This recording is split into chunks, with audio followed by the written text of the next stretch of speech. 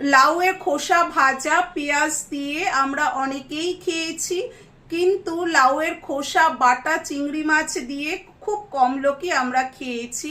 তো আজকে আমি লাউয়ের খোসা বাটা করব চিংড়ি মাছ দিয়ে। এটা সম্পূর্ণ আমার মার রেসিপি। কি করে করছি চলো আজকে তোমাদের সাথে শেয়ার করি।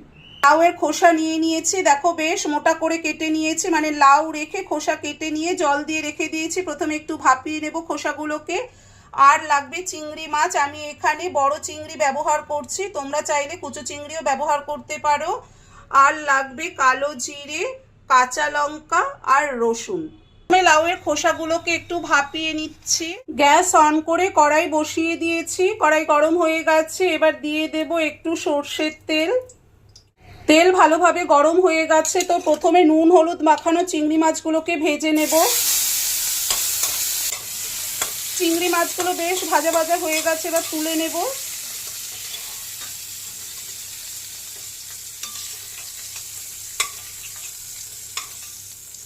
সব চিংড়ি মাছগুলোকে তুলে নিয়েছি। চিংড়ি মাছ ভাজার তেল রয়েছে, এর ওপর আমি আরেকটু তেল দেব। এই রেসিপিটায় না একটু বেশি করে তেল লাগে, তো আমি আরেকটু সর্ষের তেল দিয়ে দিলাম। আর দেখো ভাপানো লাউয়ের খোসাগুলো আমি বেটে নিয়েছি কাঁচা লঙ্কা আর রসুন দিয়ে। আমি মিক্সিতে বেটেছি, তোমরা চাইলে শিলেও বাটতে পারো। তেল গরম হয়ে গেছে, এবার এর মধ্যে দিয়ে দেব কালো জিরে।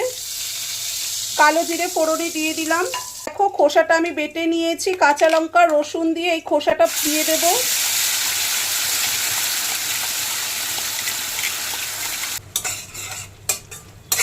এবার এর মধ্যে দেব পরিমাণ মতো নুন। পরিমাণ মতো নুন দিচ্ছি। দেব একটু হলুদ গুঁড়ো, অল্প হলুদ গুঁড়ো দিয়ে দিলাম।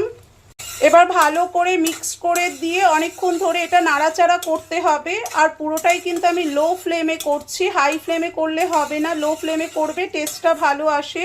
আর এর মধ্যে তোমরা চাইলে চিংড়ি মাছটা বেটেও দিতে পারো, কিন্তু আমি দেখো চিংড়ি মাছটা কুচো কুচো করে দিয়েছি, কারণ যেহেতু বড় চিংড়ি মাছ ছিল তাই আমি কুচো কুচো করে দিয়েছি। এর মধ্যে কাটা চিংড়ি মাছটা দিয়ে দেব।